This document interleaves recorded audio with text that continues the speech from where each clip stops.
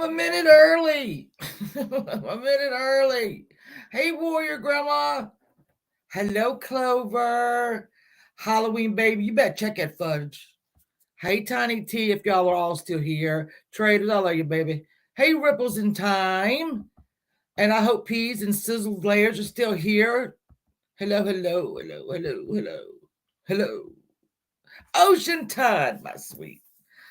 I have to, all right, I have a confession to make. I have a pinched nerve in my neck. So severe. Hello. Clancy, how you doing, my love? Deborah, I'm going to warn y'all.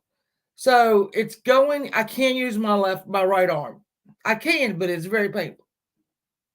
So I'm on pain pills. Sorry. I am on, yeah, I don't really know what they are. Yeah. So I had to hey, Daphne, I had to go places today, take my daughter. Shelby, how are you? And I was driving, left-handed and took a shower left-handed. Put on my makeup left-handed. That was cute. Hey, Peachy baby. Brenda, how are you?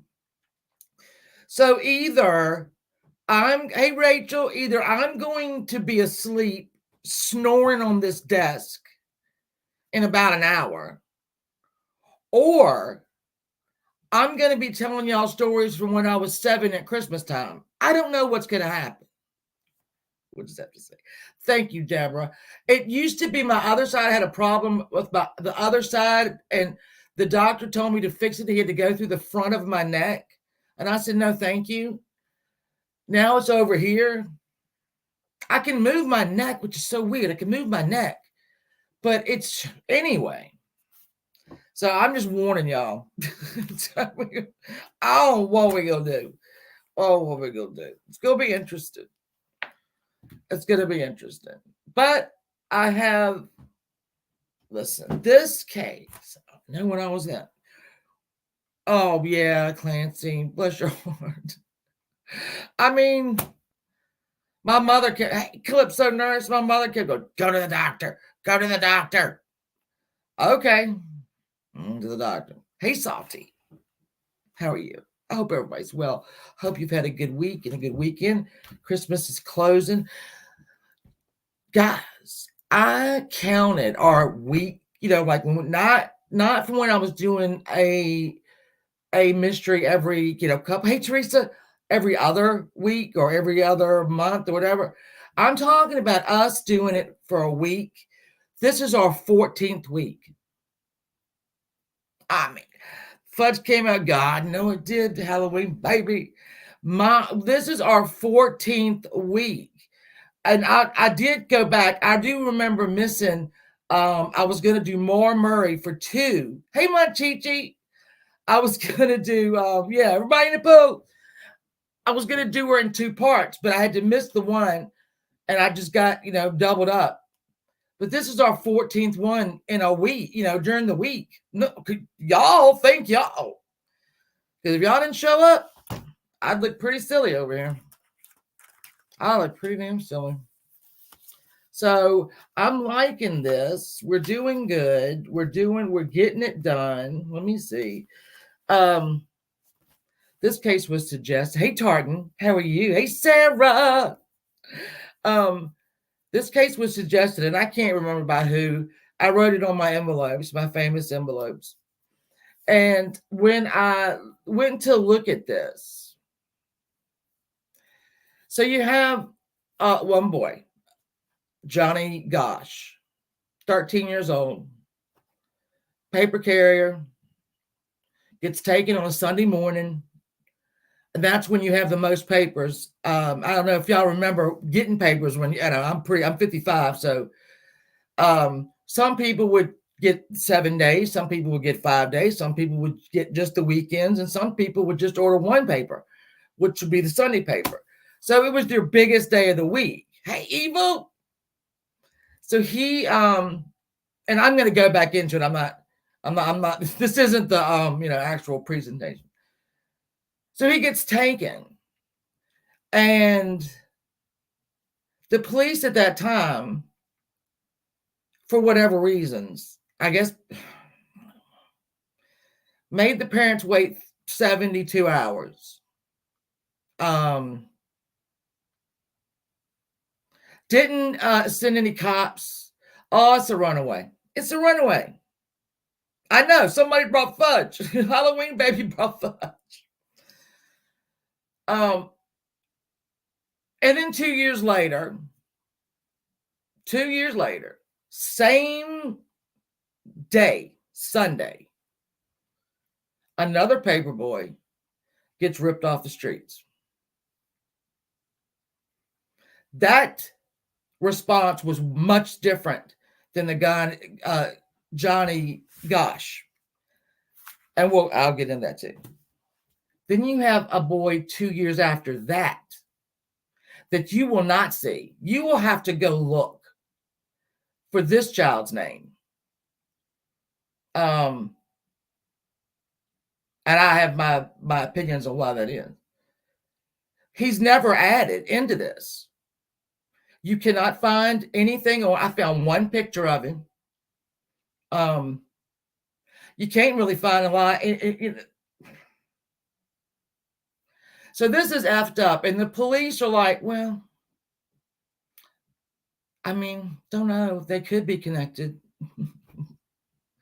So when we talk about the third boy, whose name is Mark Allen, who also, by the way, was a paper boy, he just didn't get snatched delivering papers. And all of the bullshit that's in here, and I hate to say that. Hey, Lumpy Space. Oh, yes, Lumpy, there was a third. Again, he was a paper boy, but he was not delivering papers when he was taken. This is 82, 84, 86. Why this person, if it is the same person, I think it is, when I show y'all the map of where these three took place, even I don't want to ruin it, but so you really have to look for Mark Allen. You have to look a lot. When I found out there was a third one, I was like, wow, why isn't this kid's picture everywhere? Why don't we know? We don't even, the second kid the second one, Eugene Martin, we don't know much about him either, but we know a lot about Johnny Gosch. And we'll talk about that. I'm going to let everybody get in here though. You go get irked. You get irked.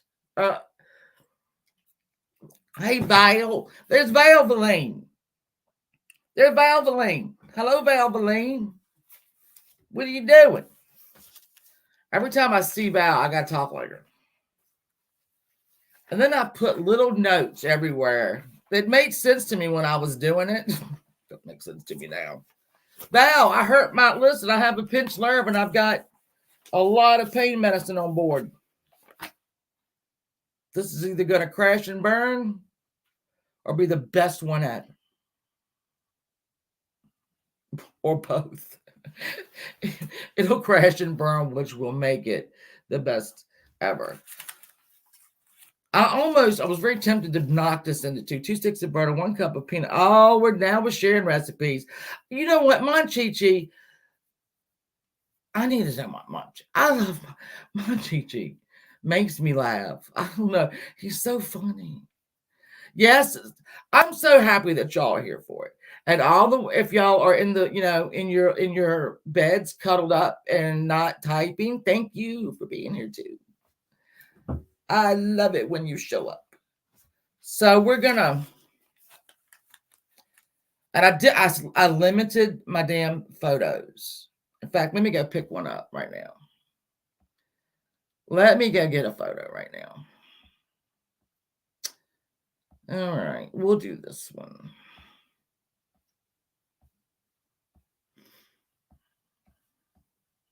All right. Very handsome boys. Let's see. Johnny was 13. Eugene, who they call Gene, is in the middle. He was getting ready to turn 14. That's going to break your heart. And Mark was 14. Or do I have that wrong? 12, 13. Nope, I got it right. I have it right. Or not. Fuck, I don't know. No, he was. I do have it wrong. Mark and Eugene were. Mark was 12. Eugene and Mark were 13. Okay, I knew I had it. I knew I had it. I knew I had it right. I mean, even this really made me angry, and I have to keep reminding myself that this was 30 some years ago, almost 40 years ago, over 40. And what police didn't do. Just if you can assume a kid, every kid that goes missing is a runaway. But with Johnny, the first one, we have somebody. Somebody was seen. All right. So we'll just start this now.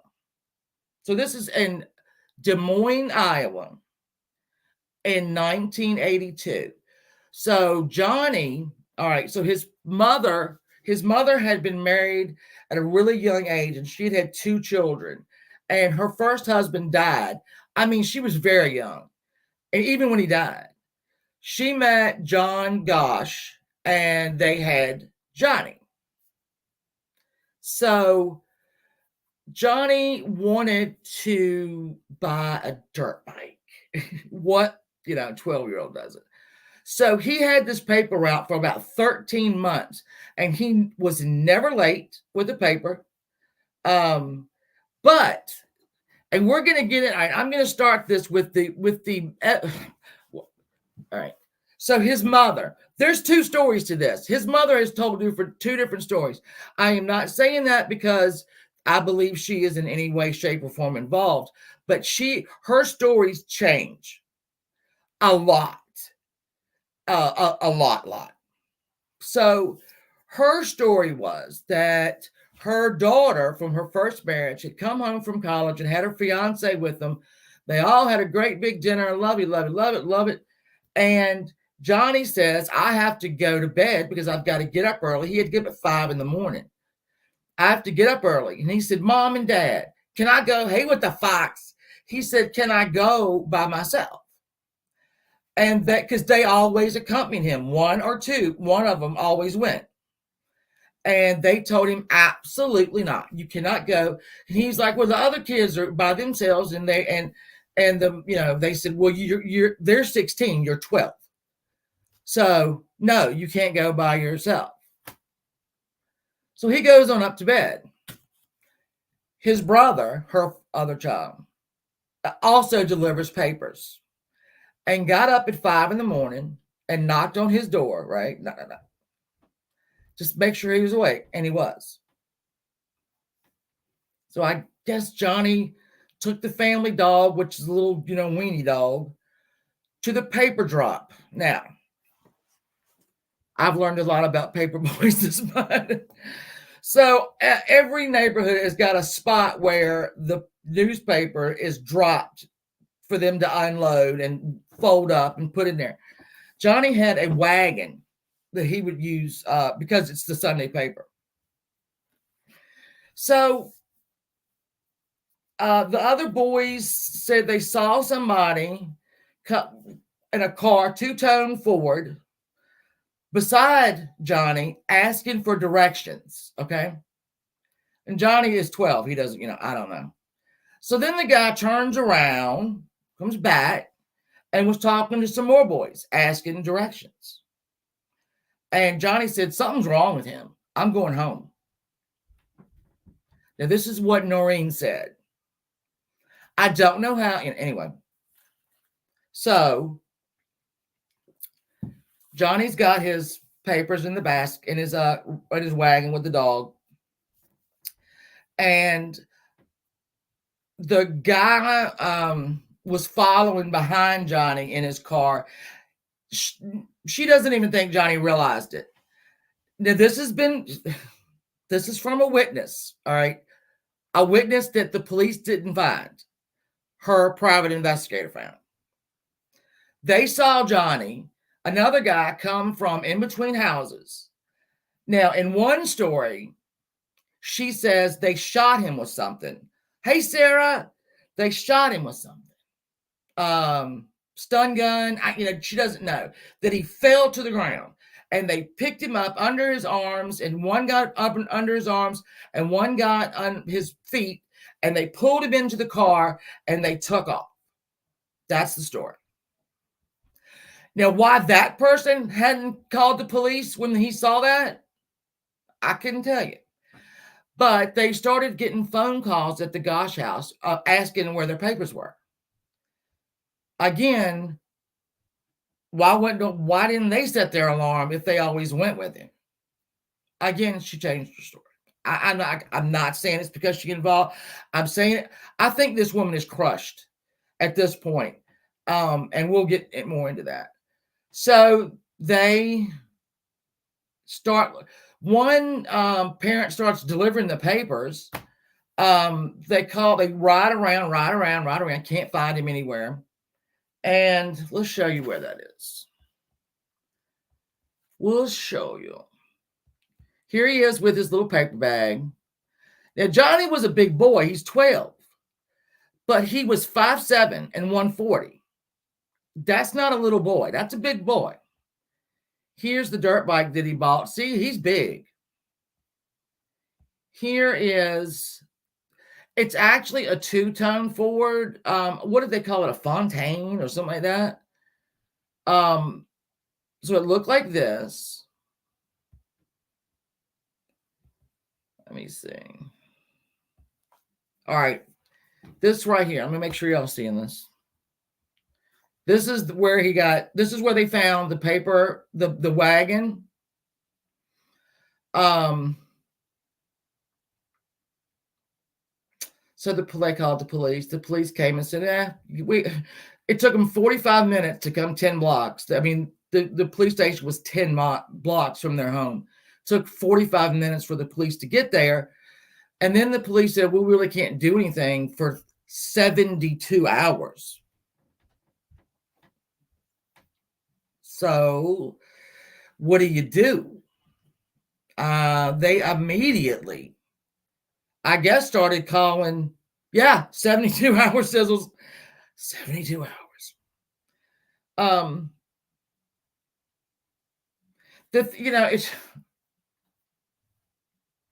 I just wanted to cry when I read this because I cannot imagine being this mother and father and family and nobody's looking. They're going to wait 72 hours because that's how long you wait. And then when that 72 hours was up, he's a runaway. He's just a runaway. He'll come back. This was Labor Day weekend. They were getting ready to go up to, they had a boat. They were getting ready to, he was delivering his papers. His brother was. They would come back and eat breakfast and then go up on the lake. Not a kid that wants to run away. And again, the person this was a stocky man, two-tone car, around the other kids. They knew what he looked like. They saw him. There was also an adult, I say an adult, but 18, who kind of, I guess he supervised everybody. And a lot of good he did. He didn't do much good, but he was a kid. What are you going to do? And that kid supposedly that kid got the license plate of the car. I say supposedly because Noreen Gosch is telling me this story, right? She's telling me that he got the license plate, that this kid got the license plate. And the police just didn't do anything. They didn't look it up or anything. I find that hard to believe. Sorry. I find it hard to believe that if he'd gotten it. He did tell the press later on, he made this thing. He said, I just keep hoping I'll wake up in the middle of the night and see that number on the license plate as distinctly as night and day, but that hasn't happened. But Noreen Gosch told everybody he got all of it. He didn't get it. Hey, Chrissy, he did not get it. She tells these stories, I can only imagine, because she's just broken, right? But you're not helping things. Do you know what I'm saying? Exactly. Well, ocean tide, You funny you say that. Rossi even went under hypnosis to get the license plate. Briggsy. And couldn't do it. So let's see what else. So then the private investigator, they had at one time 8 private investigators going. And when you get a private investigator, you have a fee. I mean, they have a set fee, but then you have to pay, hey, Brantley, you have to pay their expenses, which is anything they eat, whatever. So they started to run out of money real quick. There was no dogs brought out, nothing like that. Fairmont. Yeah, Ford Fairmont. That's what it was. Sped away. Brantley's been a member for 9 months. Bridget, thank you for being a member. I just hurt my arm. I lifted it. I appreciate that. I thank you so much. So, let's see. They check the neighborhood, get the wagon. I think I got ahead of myself, but I'm not wrong. All right, so here's what Johnny had on.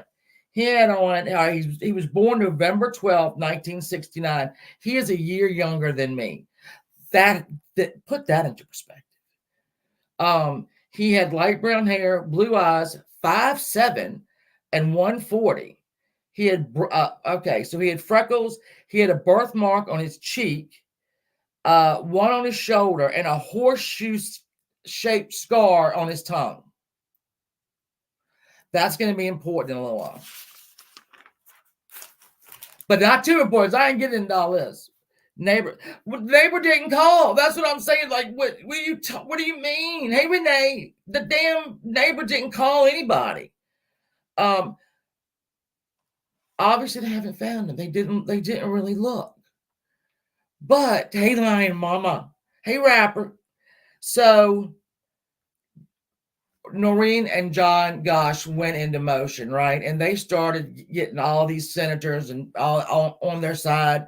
And they wrote out legislation that passed 2 years later, the Johnny Gosch bill. And that means you did not, a report was taken immediately when a child went missing. Resources were funneled in there from wherever the hell they had to come from. And unfortunately, again, too, I have to keep doing this. Noreen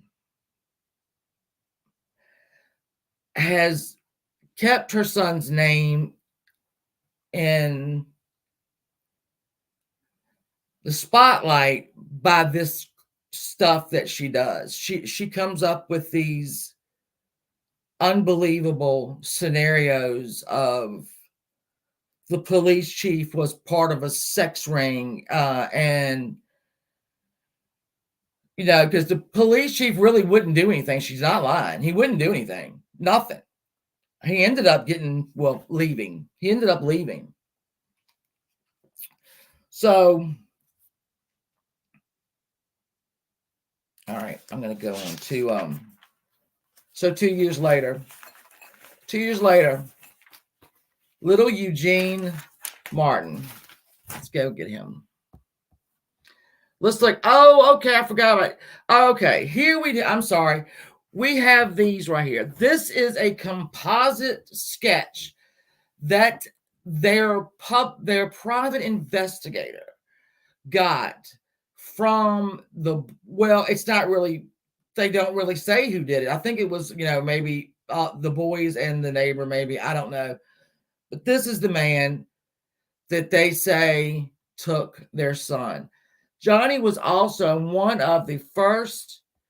So look at Noreen. God, I love her. Johnny was also one of the first children on a milk carton. He was one of the first there's a batch of them, and he was one of the first. So they did a lot of good. Don't get me wrong, man. They did a lot of good. The Gosches, but hold on. Bob, sorry. I told everybody I have got a pinched nerve and I'm on pain medicine. So I'm either going to be in the floor or not. All right, so no, no, no, no. Yeah, I'm saying, can y'all imagine?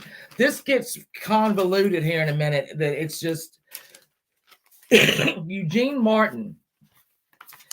Little Eugene Martin was a paper boy.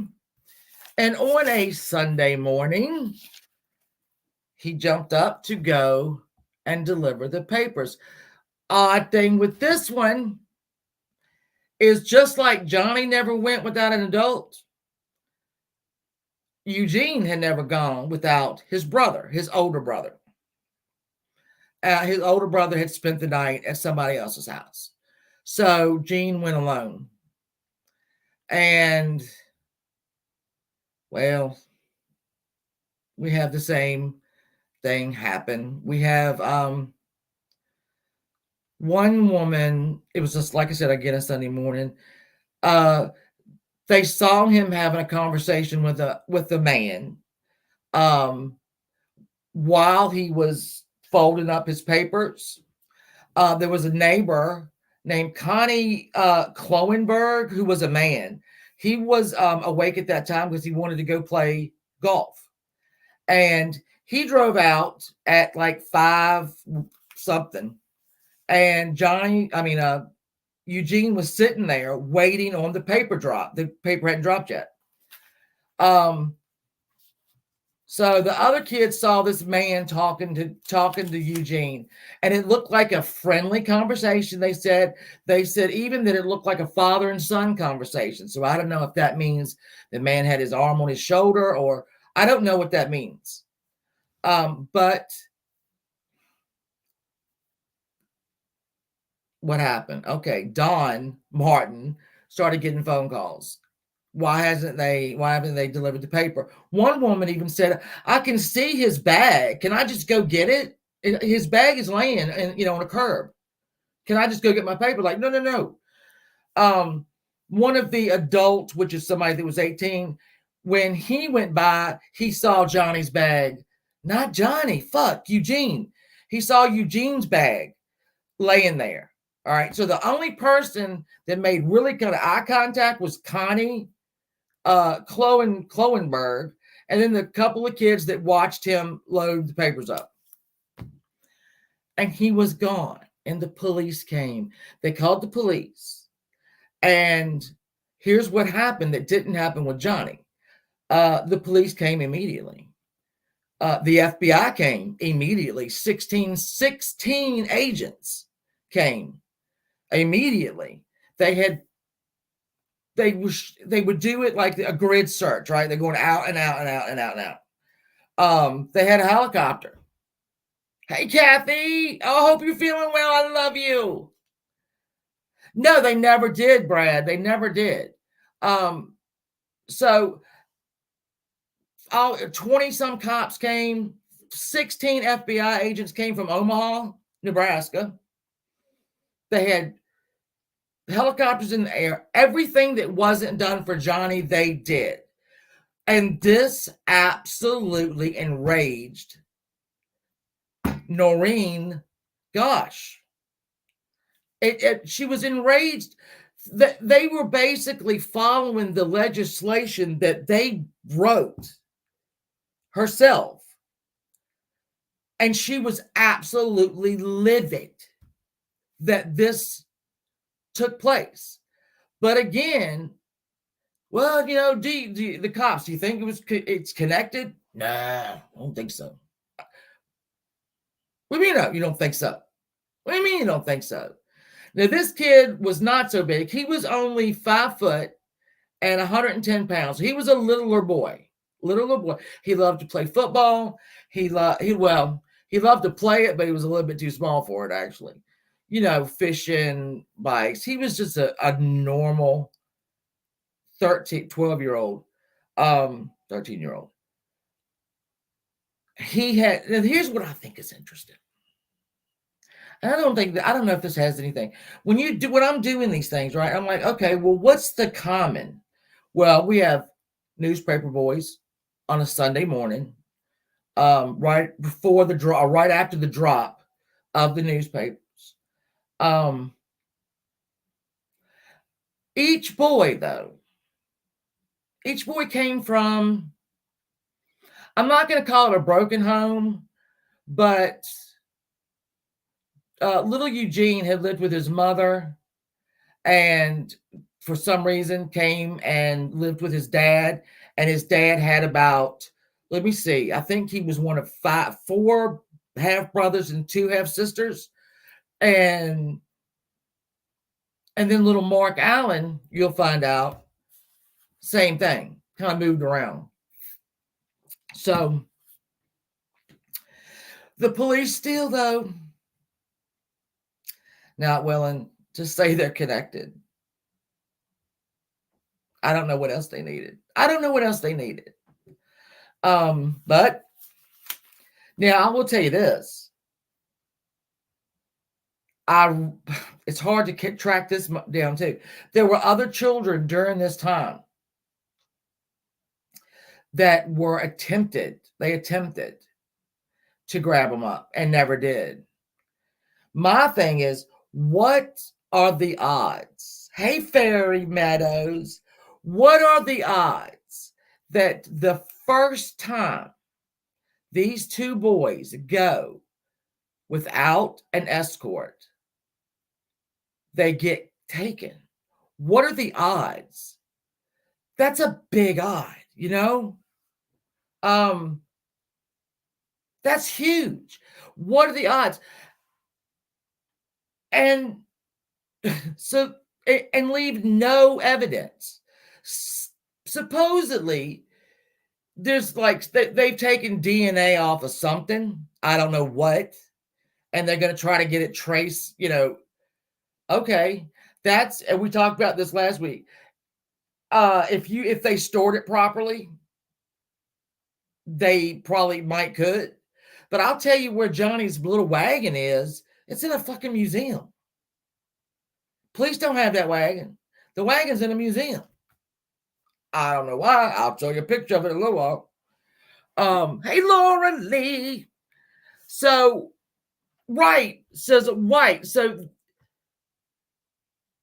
the first time they go out with nobody at all, and this is the same paper company. It's the same paper. It's the, the Telegraph, whatever.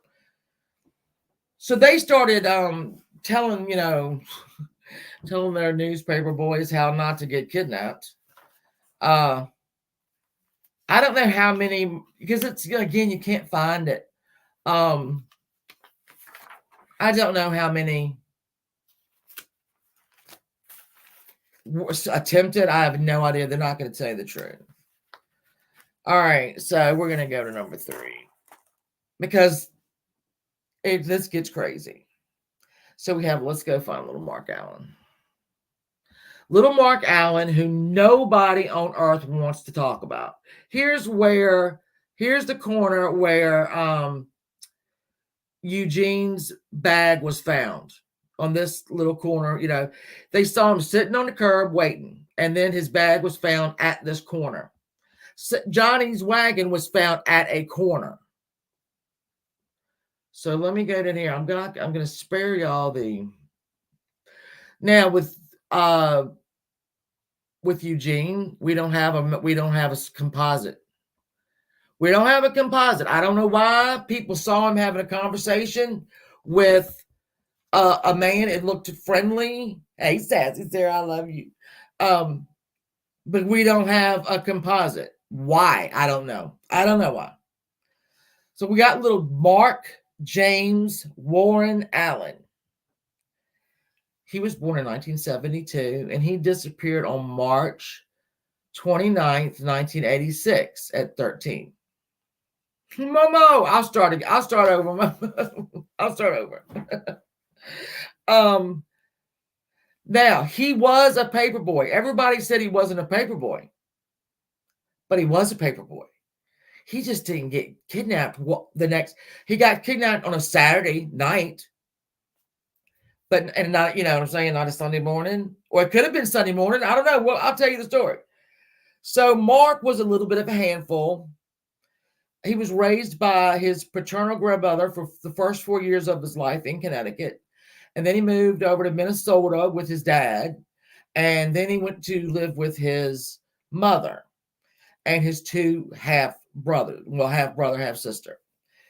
Um, when so he had an older sister and a younger brother. And his mother talked about how all he wanted was to be like in with them, they were real close, and all he wanted to do was be in with them because, who doesn't, right? So during the day on March 29th, the mother and the two other children go to a amusement park. I don't know if Mark didn't want to go, or I don't know why. So nobody knows what Mark was doing all day. Nobody knows.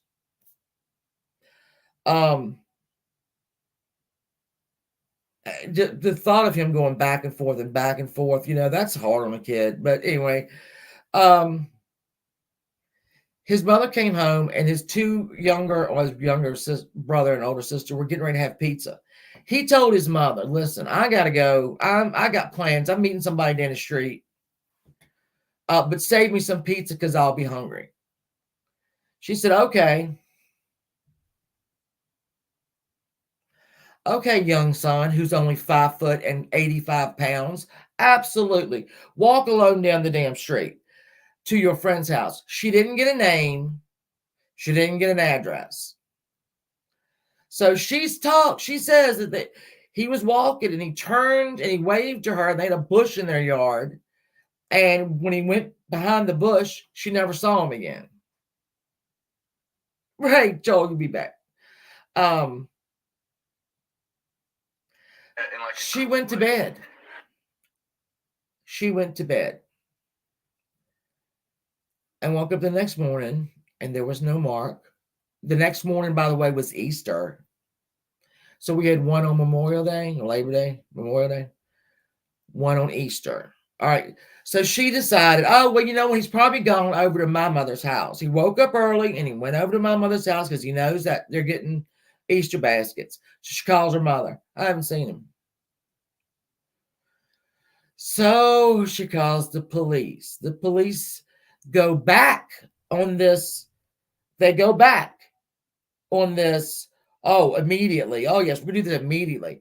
They tell this woman, you got to wait 48 hours. And he's probably just a runaway.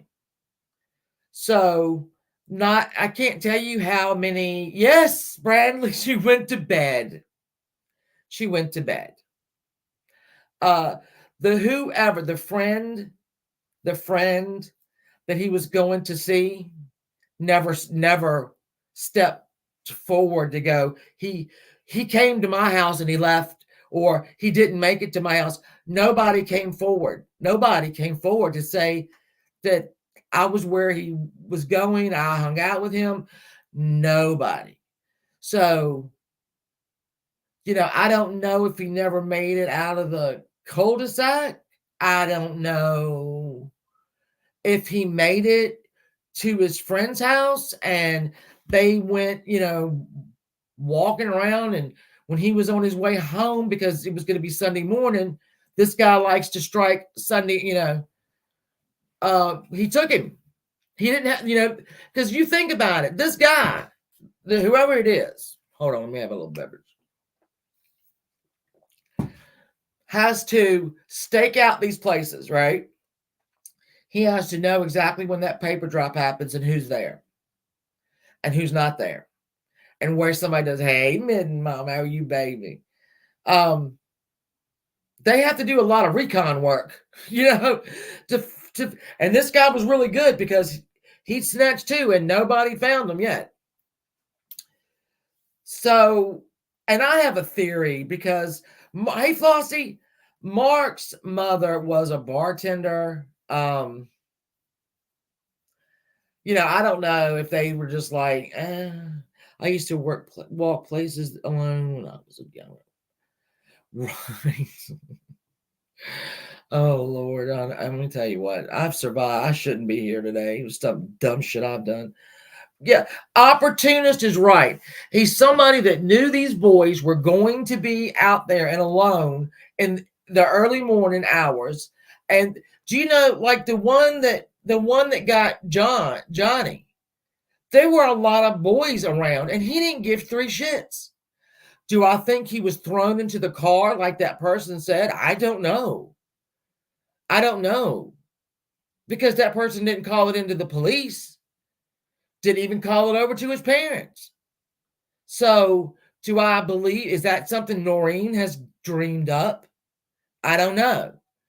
And again, with Eugene, we don't have a composite of thank you, Rachel. We don't have a composite of that person for some reason. And that man was seen, just that he was clean cut. And somewhere here, I know I do have a description of all of them, but you was going to have to wait a minute. Anyway, so that's what I thought about Mark. I said, y'all assuming that he is, because they even went back to Connecticut, where his first grandmother lived that raised him for 4 years. They did go there and say, maybe he was making his way there or whatever. They went to his dad's, but no, he was nowhere. So can we say that this is connected to the other two? When I show you the map, when I show you the map of where Mark lived and where Eugene lived, you're going to go, shit, that's something else. This whole thing, Johnny, the first boy, was out in West Des Moines, Iowa. All right. 7 miles away is when Eugene was taken. 7 miles. And I'll just show you. All right. And I hope this is big enough for y'all to see. 108 Emma Avenue. That is where Mark lived. Now, McKinley Street down here. You see this down here? He supposedly was going to McKinley Street. And this is walking, so obviously. And McKinley Street goes a long way. I could blow this out. It's not going to help you much because it goes really far, like a long ways. So, but if he walked the route, if he walked the sidewalk or the street, whatever, it would take 9 minutes. If he cut through yards, it would take 4 minutes. So that is where he was taken. Okay. Now here's an even shorter little, if you pull it out and look at it from here, it's not a lot. It's not a lot. Now, West Des Moines, over here is where Johnny was taken. And over here is McKinley Street. And up in here is Emma Street, right? Okay. So that's 7 miles from West Des Moines over here to, we'll just say McKinley Street. And that would be all right. So Southwest 14th at Highview, this is where Eugene was taken, right down here. Up here is where Mark was taken, up here. 30-minute walk, about a 10-minute drive. Not even 10 minutes. So this is the corner where Eugene was taken. Now, if you go the other way on Emma Street and hit this other one, it is a 24-minute walk, but it is a 4-minute drive. So if you go by car, they disappeared 4 miles away from each. Tracy F., welcome. I mean, thank you for the month. I love you. So really close, 4 miles. No, 4 minutes. Sorry. If you're driving it, 4 minutes from boy 2 to boy 3. But they're saying that boy 3, they don't think it's the same guy. 4-minute drive. You're in that area. Now, admittedly, Johnny was out here, 7 miles away, which is not a long ways. That's a long ways in your car, especially. But these two boys were 4 minutes apart on where they were taken. And still to this day, the police go, no, I don't think it is. I don't think so. We don't think so. Johnny, and I keep saying Johnny's father, Eugene's father. When I say heartbroken, Eugene was his baby, and his birthday was going to be in a couple days. And his father put the cake in the freezer, and he said, I'm saving it for Gene when he comes home. He gets the first piece. And his mother died early 2000s from complications to with diabetes. His father died in 2010, Alzheimer's and colon cancer. And they said he would never stop. He would go into a room where he had all the clippings. Thank you, Alan. He would go in there and he just cut himself off from people. He didn't want to talk to people. He just wanted to find his son. And so he would try to break the case himself,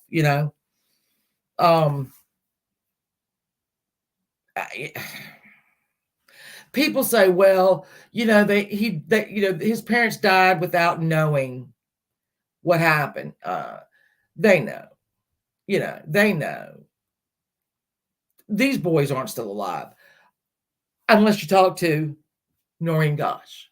Noreen Gosch believes that her son is still alive because he visited her. Y'all want to talk about that? Let's talk about that. Yeah. Exactly, Alan. And 4 minutes, when they were saying no, because Johnny and, Eugene were paper carriers and they got taken on a Sunday morning. Yeah. And then four minutes out, away from where Eugene got, Mark got. In like a cool way. Like we were saying, there's no way this guy's mapped out what he's going to do. He was probably going to get Mark, quite frankly, the next morning. We don't know when Mark was taken. We don't know if Mark ever made it to McKinley Avenue. We don't know that.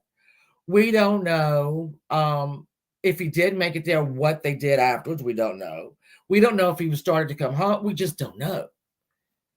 There's always been the crazy. Oh, girl. Let's talk about Noreen. Noreen in 19. All right, so let me make sure I got all my. I'll talk about this little sumbitch right here. All right. Noreen was visited, she says. Could you have been someone? That's what I wondered, Sarah. That's what I wondered. It could very well have been somebody that worked for the paper. The possibilities are endless. I will never back off the point that when Johnny and Eugene went their first time without somebody, they both got yoked up. But Noreen has got an answer for that. And we'll talk about it. Let me pull out Noreen's papers. Hold on. I have so many papers here. I took notes after notes after notes. Mark's mother couldn't get any. Mark's mother went to the paper and said, can we do a story on it? And they were like, no, I'm good. Yeah. That paper did offer a rather large reward for their return. They weren't going to get returned. No way. So let's talk about Noreen. Noreen's made a lot of trouble. That's all I can say. Claims of Noreen. And I bet there's 13 papers in with claims of Noreen. I put out a video, not a video, but I told y'all if you wanted to go and listen to Noreen and her insanity, you could go watch this interview.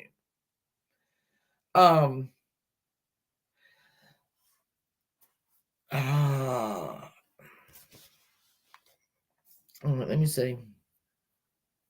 Oh yeah, wait a minute. I forgot. Noreen added a detail too about a van. There was a van also in there, and that's new. So in 1997, well, all right, in 1992, 93, the Gosches divorced. Probably the stress of it all, I imagine. And they moved, and she moved into an apartment. Now there's two stories to this too. So Noreen says in 1997, in the middle of the night, there's a knock at her door. And she goes and looks out the little thing and says, "Who's there?" And he says, "It's me, Mom. It's Johnny. Can I come in?" And he's with a man. The man's with him. I'm going to tell you story number one. Hey, El Kennedy. I'm going to tell you story number one. Story number one is that Johnny came to her door with his captor, the person who kidnapped him. And when they came in, Johnny was very, he would have been 20, 22. Yeah, oh yeah, Tracy. Oh yeah, Tracy. Thank you, my love. Thank you so much. So she said that Johnny was real jittery and that he kept looking over at the man to see what he could answer. And basically, he just needed her to stop doing whatever she was doing and all that. And he was fine. Hey, Devious. So that's story number one. Story number two. She gets a knock at her door. It's going to start the way number one did. Knock at her door. She looks in the little peephole. She said, "Who is it?" "It's me, Mom. It's Johnny. Let me in." He gets in. In story number two, he also has a man with him. What he comes in and tells her is this: "I've been in a pedophile ring. I have been passed around all over the country, but I aged out and they wanted me gone. So I'm living under an assumed name so I can get some peace. I just need you to get my story out." Okay. Story one, he was scared to death with your captor, the man who took you, put you in the sex ring. I don't know if he said anything in that. Story number two, he was with another guy, lived anonymously, but wanted his mother to get the story out about him. So the first one, he was scared to death. Didn't know what to answer. And the second one, this is crazy. No, this is crazy.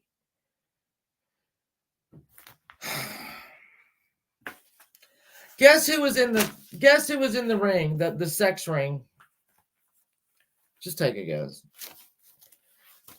The chief of police. I think, what was his name? I can't remember his name. I have it written down. Yep, he was part of it. Yep. Sure was. A lot of people were part of it. A lot of people. Enter Paul Bonacci. And that is this little fucker right here. And if you look, he's at a Lifetime. Okay, this is Paul Bonacci. Now he claims he was with the man who took Johnny the night that morning he was taken. He was in the car. And he's standing in front of a place right there that is somewhere, and I want to say Colorado, but I do not know, where America's Most Wanted took him. He said that in this house in Colorado was a stopping ground where they would they keep him in the basement. And he even walked up and they filmed in the basement of this home. But I'm not done. I ain't done. So he also tells Noreen, yeah, I helped get him, and I was the first one to molest him. Now, when she's telling him this, people, he's in jail. You want to guess what he's in jail for? Molesting 3 boys. But you remember that interview? I do too, Brantley. When I saw him, I was like, oh shit, I remember this. I remember that. He has quite the tale to tell. Yeah. You know, you heard me. I'm just going to read some of it. So, and I tell you too that this boy talked to Noreen and John, the father. John, the father, said out of everything that they told him about Johnny, he got about 40% of it right. Now, I don't know if you I don't know. But let's see. Yeah, he stepped forward 9 years after Johnny's abduction. He sexually abused 3 child, claimed he was involved in the abduction of Johnny. He was involved in the pedophile ring as a child and helped kidnap them.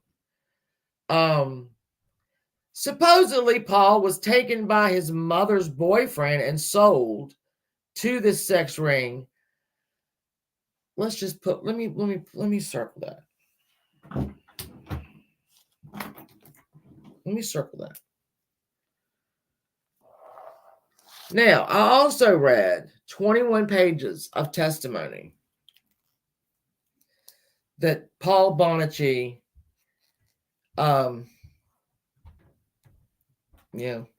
it was 21 pages of testimony. Not even testimony, I'm lying. It was an interview with police where he claims some outrageous things.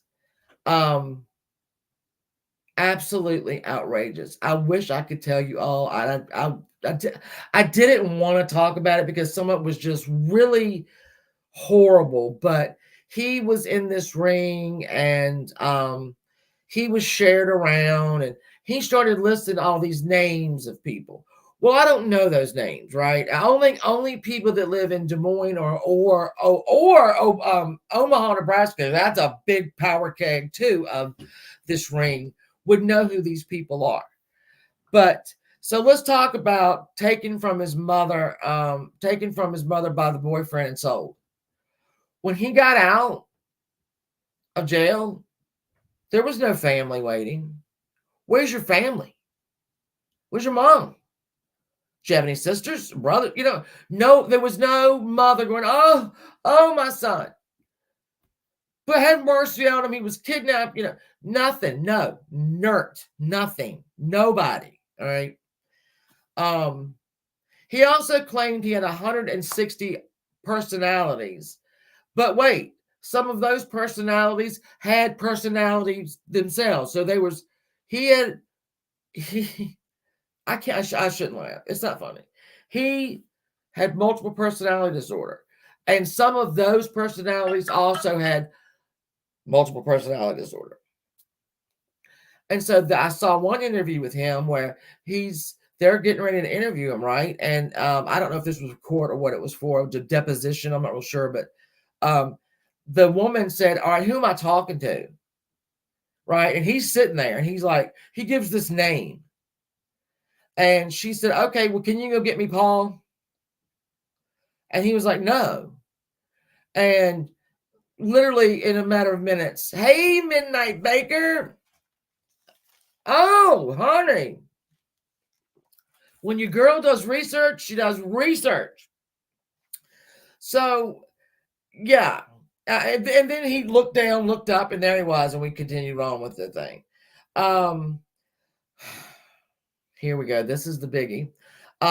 He was also he was also, as a child, chipped to be an MK Ultra sex toy.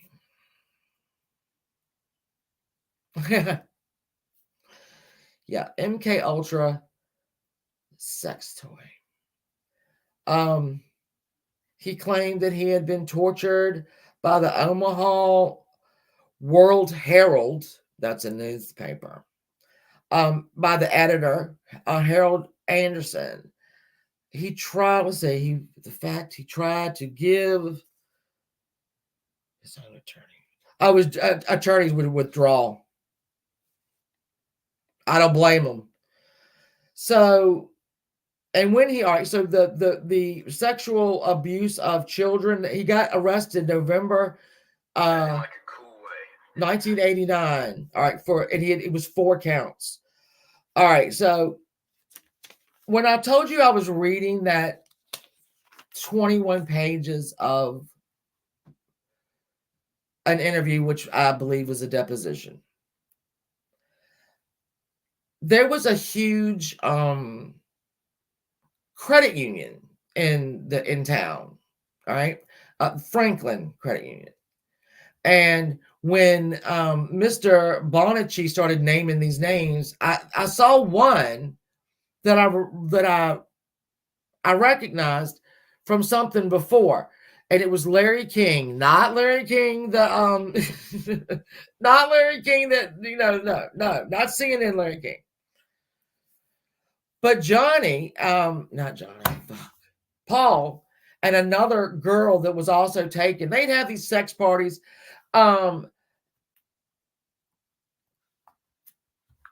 I didn't know. I mean, he supposedly they had a doctor in the ring, and when Paul Bonacci was wanted in California, he'd jump on a private plane with Larry King, not the guy. Please don't call Larry King. And that there was a doctor that would write him an excuse. Well, wait a minute. Your mama didn't know you were gone. Your mama didn't know you were gone. And you had to have a note written so you could get back in school. Or your mama didn't know you were in California when you lived in Omaha? No, son, no. But I'll tell you what's interesting is that Paul and another girl went to a grand jury with their abuse by Larry King. And they declined to the grand jury declined. In fact, the grand jury charged Paul and this girl with perjury. And so they didn't do the abuse on Larry King. What Larry King had done, however, is loot. And that's the only way to put it. Loot this credit union. He took $40 million from this credit union. That's what he got indicted on. However, after Larry King got put in jail, right? Because he, and he, it's huge. And I could sit here and tell you about the Franklin, whatever. It's too. I can't tell you all of it. We'd be here all night. It is so. It's just a ball of crap, But now Paul did sue Larry King civilly. And Larry King didn't respond at all. So Paul won $1 million, which confuses the shit out of me. He got $1 million fucking dollars from Larry King because Larry King just said, I'm not doing nothing with it. But Paul was able to tell It's just crazy. Um, Paul was able to tell Noreen where or what the shape of the birthmark was on her son's chest. He was able to tell her that Johnny stammered when he got nervous and upset, which was not in the papers anywhere. She told him a lot of stuff. She says that everything he told her was true. And the father turned around and said, no, it's about 40%. But if that's what you want to hear, if you want to hear that he's alive, because in her mind, he's already alive. He came to her door, remember, in 1997. So, all right. So this can't get any grosser, right? Yeah, it can. Oh, it can. Oh, I just splashed myself. All right. We're going to go to okay, I forgot. Here's the brand that all of the children got, the Rocking X. I think Noreen said that Paul has it. Paul says that, because listen, Noreen's story too is that Johnny and another boy escaped and they stole the car and they went to that boy's home and stayed for a couple of days. But the dad said, y'all can't stay here very long. And so, that's another one of her. Here is in the museum, the red wagon. Here's the paper. I mean, the milk carton. I do not know why it is displayed that way, but it is. So again, Noreen gets, and I can't remember what year this was. I think it was after the visit. So it had to be, late 90s. She walks out on her stoop or front, whatever. And there's a packet of photographs. And here's one of them. And she is pretty sure that she thinks Johnny is the one on the right. And then we have, we'll go to that one in a minute. So, yeah, this is pretty upsetting. But, and I don't know how, a detective in Florida saw these photographs and said, whoa, no. I investigated these boys in the 70s. And he said every one of their names. He said they tied each other up to see who could get out. And their friends took pictures. So this was not nefarious in any, it's stupid, don't get me wrong, but what is a kid? Exactly, Mitten. See, Mitten Mom, I understand why Noreen needs to believe these things. I do. I understand it. Well, I can't say I understand it. I don't understand it. But her stories change so much. So this is a very upsetting story. And then there's one more that I have to show, because if I don't, yeah, same, I don't see it, but if that was my boy, I would absolutely probably see it. Yeah. So, but they were just kids and they tied it to see who could get out, and then they took, Polaroid pictures. Let's go back to this little asshole. I'm gonna stay on this little asshole for a little bit. Yes, Alan, exactly. The choking game, which, you know what, my best friend in high school almost died doing that shit. But when they cut him down, they had to cut him down. And when he woke up, the first thing he said was, I win. I win. I'm trying to make sure that I have everything because this is a lot of information. And if we sat down and I went through everything Paul Bonacci said, we'd be here forever. If I went and I taught and I showed y'all every interview that Paul Bonacci did, or Noreen, or what, not so much to his father. Johnny's father really hasn't, I don't even think he lives in the country anymore, actually. I don't think he does. This thing from start to finish should be a no-brainer in my view. The connection between boy one, boy two, Johnny and Eugene, delivering papers on a Sunday, that's a connection. I don't give a shit. Both of them just so happened to not be, didn't have their parent or brother with them. They're taken on that day. Noreen says that they started getting phone calls in the middle of the night. This was before Johnny went missing. Welcome, Lion Mama. I'm going to start doing like members only cases, I think. Or something. So she says that because she now thinks that his father sold Johnny. They were getting these phone calls in the middle of the night.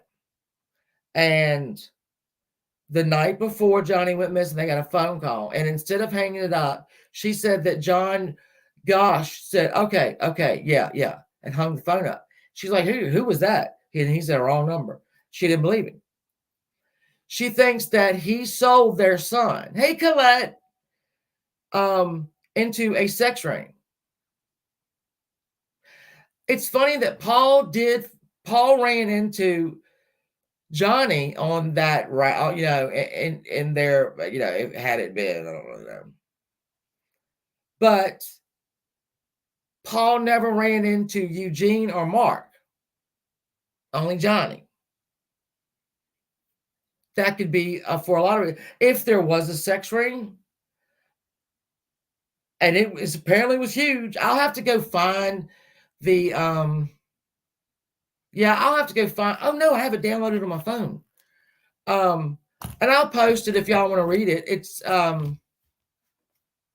troubling. If it's true, it's troubling. It's disgusting. If it's not true, it's even more disgusting. Because this guy right here, this dude, Paul, is an opportunist. And I don't know. He's married and has children. You want to explain that to me? Somebody married him and gave him children. Are you joking? And Noreen has just forgiven him. Forgiven him for molesting her son and taking her son and all that. Right, who is right? Yeah. He was on Facebook, and I looked again for him. I couldn't find him. But yeah, so Noreen thinks that his father's involved. That's crazy talk to me. But you know what? It's kept Johnny's case out there. Because you never hear about Eugene or Mark. You never hear about them. Never. If you look up Eugene Wade Martin on YouTube or on Google, Johnny Gosch is going to come up first. 100 times. It's going to come up first. Or if it's a story about Eugene Martin, the beginning of it is all about Johnny. With Mark, you're not going to find shit. You're not going to find shit. I watched his brother being interviewed. And obviously his brother's an adult now. And the guy was trying to tell him, like, listen, have you gone over to Facebook and started a page, for your in honor of your brother, so people can get there and share information and get it out there? No. And the guy's like, well, you really should do that because it's a really good way to get your brother's face out there and get the information out. And he was like, yeah, okay. I looked. He didn't do it. He didn't do it. So Mark's mother has got Alzheimer's right now, and she's still alive. I don't know about his father. Don't have any clue. Noreen's still alive. John Gosch is still alive. We know that Eugene's parents are dead. I didn't check to see if Eugene had a place on Facebook. Maybe that's what I should do with my time. I think I should start these. I don't know. I don't know. I felt so bad because nobody looked for Mark. And, his mother went and tried to see if they would do a story on him, and they said no. Let me tell you what, you were going to do a story on mine. If mine's missing, you are. I'll tear this fucking joint up. You can do a story about that. Do a story about the mother whose child fucking got snatched off the street, wrecking your damn office. That'll be good. Let me make sure I have everything about Mark out. Hold on. I do have similarities. I have similarities. I think we've already talked about these, though. Both Johnny and Eugene were usually with someone when they delivered the paper. Johnny and Eugene were taken on a Sunday morning. Mark was taken on a Sunday night. Mark was also, I think they were also all in, actually, I think his brother, Mark's brother, said that Mark was in the Scouts, and apparently so were Johnny and Eugene, but I couldn't find that that they weren't. Being 12 to 13, that's a very specific age, and I want to say that, let's see, maybe it's because my son, I think my son was born 5 foot tall, but to be 12, so you have Johnny that's big. He's 5'7", 140. That's man. That's a man size. So why would this man try to take this kid who was a pretty big boy? So do I believe that there were two? I don't know what to believe. I'll say, yeah, okay, I believe it. The other two were very small, 5 foot. Mark was 85 pounds. Eugene was 110 pounds. They were both 5 foot. So, what do y'all think? What do y'all think about all this? Do y'all want me to throw the Oh, I was rolling my finger around, not on the pad. God, those pills are kicking in. No, I don't want that one. I want this one. All right. Hold on. All right. Both were 12. Okay, so 2 were 12, 1 was 13. Yeah, so not a lot. Not a lot of difference. It's nuts. And like I said, when I found out about Mark, I was pissed. Yeah, it is the pills, Clover. I was pissed. I always think this stuff doesn't affect me. It probably does. I mean, whatever. It is what it is. I would rather do it. I was trying to think of different things to do, like all right, so for our next one, I've got the Texas killing fields. That's a lot. There was a lot of bodies out there, and they really don't know who did it. I mean, they got, and then Blair Adams, and I can't remember what she did. I don't know what her thing was. I don't know. All right, Keith Reinhard and Tom Young. They were, and if y'all watched Unsolved Mysteries back in the day, you saw this. You saw that a man had in this little town had a storefront, weathered buildings and shit, and he had a bookstore in there, and he closed up his bookstore one afternoon and went to go hiking on the mountain that was right, at the base of, hey, Jeff. Oh, goody, good, Jeff. We do one. I do one every Saturday, and I'll always let you know if you enjoy it and you want to come back. I'll let you know who I'm doing, and that way, if you want to do your own, um, you can do that. Well, they couldn't find him, right? They couldn't find him, and so this other guy moves in he starts a antique shop in the same spot and living above in the same town, and then he becomes obsessed. He's writing a book and he becomes obsessed with the man that preceded him. And he closed the store and went up and never came back. That's weird. And then I've always got Jody Husentroot. I always have her. I've never done her yet. And then the Solomon family. That's an entire family that just left. We don't know where they are. I'm trying. That's the ones I have so far. I don't know. Well, thank you, Jeff Short. I appreciate it. I really do. I try to. I think I should start every single one with I'm going to forget a lot of details. I'm going to forget swaths of time.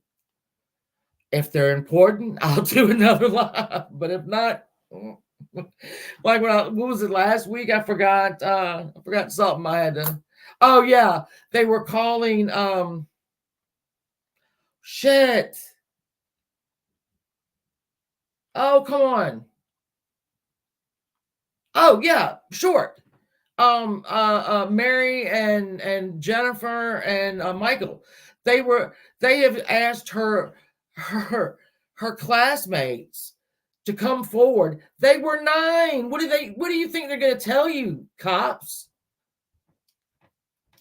What the hell?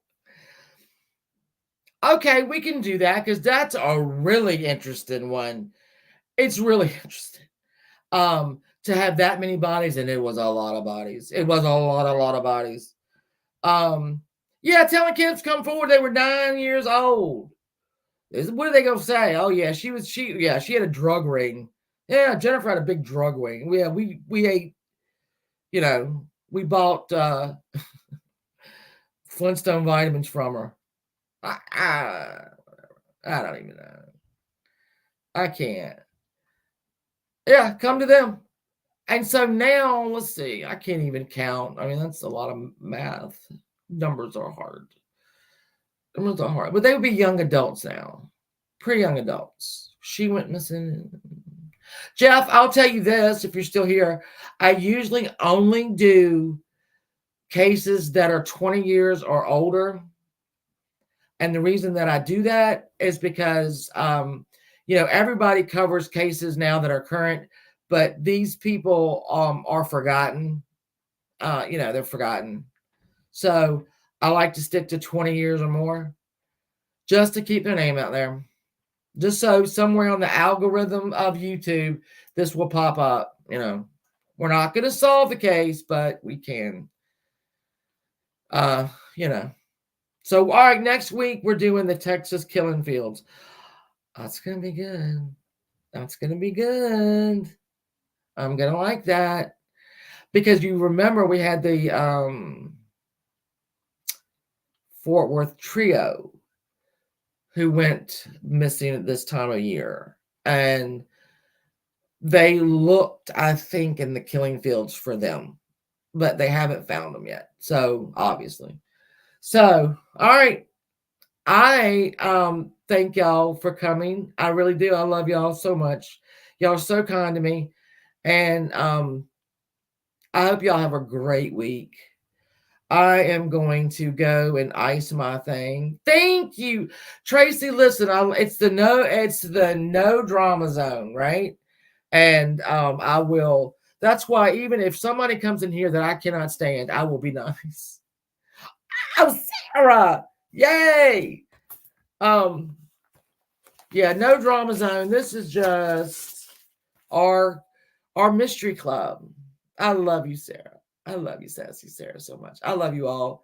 And I hope y'all have a great week. I'm going to go get my husband to help me take my top off because it's not It ain't gonna be pretty, y'all. It ain't gonna be pretty when he tries to help me get out of this damn shirt. Thank you, Clover. And you know what's gonna happen though? I'm gonna forget. I'm gonna forget something. All right, hold on. I'll tell you this. Let's do this one. I'll do this one. This is a. I don't think I did this before. So John David Gosch was wearing. He was wearing a white sweatshirt with Kim Academy on the back of it, black sweatpants or cut off jeans. They couldn't figure it out, and blue thong sandals, which are flip flops. Eugene was wearing, let's see, he had on a gray and white midriff shirt with red sleeves, blue jeans, and blue tracks tennis shoes with white diagonal stripes. Mark Allen was wearing a light blue t-shirt, blue jeans, shorts, a gray tennis shoes with Varelco tabs. So, these little men should have lived a really great life, and they didn't. And so we honor them by talking about them and all that. Now, I love you all. Oh, thank you, Baker. I'm getting a little bit more at ease with it. I'm saying that because I'm on pain pills right now, but I don't care. Everybody have a great night, and I will see you. Was Peggy here? No, I don't think she was here tonight. No. I'm going to mark her absent, and it'll go on her permanent record. Oh, thank you. Hibiscus is my favorite flower. I don't know if y'all need that. Thank you, Clover. I appreciate it. All right. I love y'all. Seriously, I love y'all very much. Thank y'all for everything. And I'll see you here next week at 9:00, where we'll talk about the Texas killing fields. All right. All right. I love you. Wait a minute. What? That's right. Yes. I know I love Peggy. She is sweet. I love you. I love you, Kitty. I love all y'all, really. I love you all so much. And I'll see you next week. All right. All right. All right.